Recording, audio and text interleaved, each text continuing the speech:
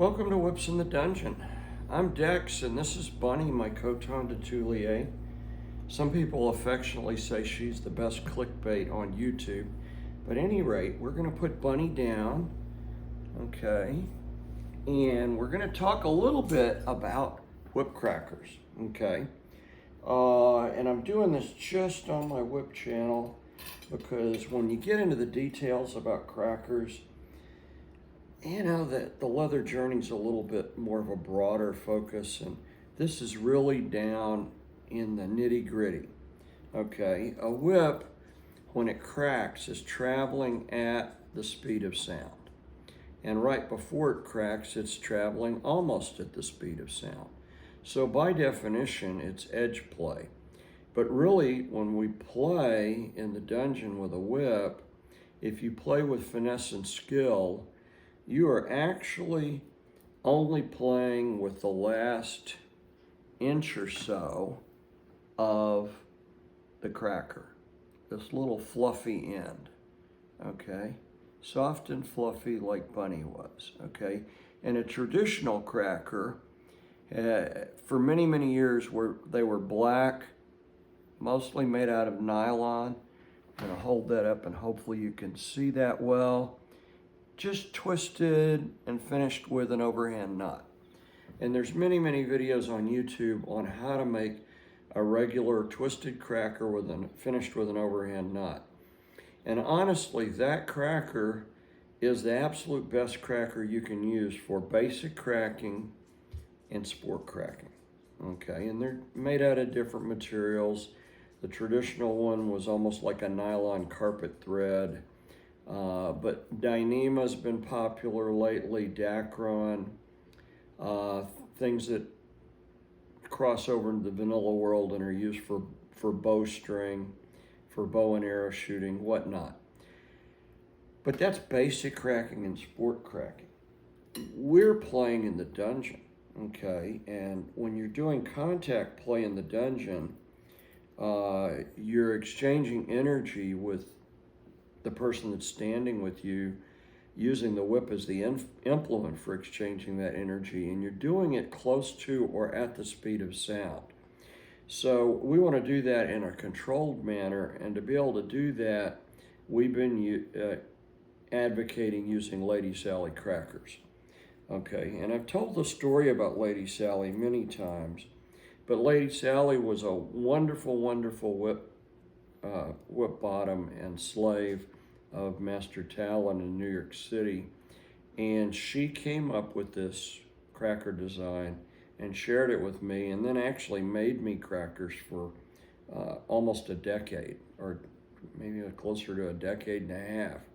She passed away spring before last, and I've been making crackers, her style of cracker, ever since. If you dig through the playlists on this channel, you will find a video of her with her wonderful hands actually showing how to make her cracker, okay?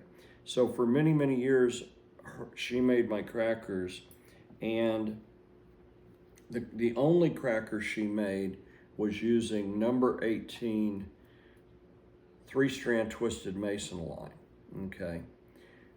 These are number 18 crackers, okay? And I take a long string and braid this cracker, and that's much longer than I need, but you have to have something long enough for your hands to be able to work the braid. And then when I'm done, I will trim that cracker to where past the knot, I'm only working with about the length of the first digit of my thumb. That's the way I trim those. So all these are going to be trimmed to about the length of my thumb. And that's what I'm playing with when I play with someone.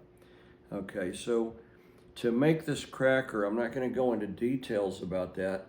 There are several videos on the channel of how to make this cracker.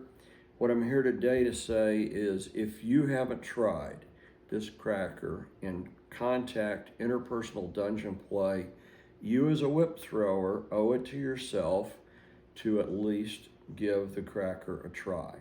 okay? There's videos on how to make it.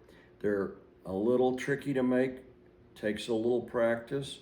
If you're not interested in investing that time or spending that effort, or you're just too busy and don't have time, I have crackers for sale. It's really simple. You PayPal me $4 or $5 for 4 crackers, so they're 4 for $5, and then add $1 for shipping. And that extra dollar not only pays shipping, but it helps a little bit with the PayPal fee. So it's really easy. Number 18 is what Sally made all those years, and that's actually the only size of Mason line she worked with. But if you do a little research on Mason line, you'll find that it comes in different thicknesses. Twisted Mason line does. And so I've branched out to provide some variation for that. This is number 9 Mason line. It's going to result in a thinner cracker, which is going to be stingier. Then when we move up the scale, I've got number 15. There's not a whole lot of difference between number 15 and number 18, but number 15 is distinctly stingier than number 18. And then when we get into the thicker, fluffier ones, I've got some number 24 and number 36. And what I like to use number 36 for is if you're a beginning whip thrower and you're just starting out, number 36 is thicker, thuddier, fluffier.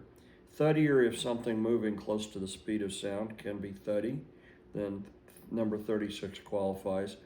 So for a beginning whip thrower, this thicker, fluffier cracker is going to give you a larger margin of error as you're learning and gaining your skills. On the other end of that whip, if you're a beginning whip catcher or you're throwing with a beginning whip catcher and you want them to experience the whip without taking a chance on running them away, use a number 36. It's fluffier, thicker, more forgiving, not as intense, okay? Personally, I use number 36 if I'm going to be doing a scene that involves erotic play and I'm going to be whipping genitals or whipping nipples. Same thing. 36 is thicker, fluffier, gives me a little bit more margin of error to work with. The goal is to have people enjoy the whip, not to run away from the whip. So that kind of concludes my my little pitch for LadySally crackers. Look up the video. I'll try to put the link in the description below for how to make them. And if you don't have time to make them, shoot me an order, and within a week I can have you some LadySally crackers to try out on your whips and tell me how you like them.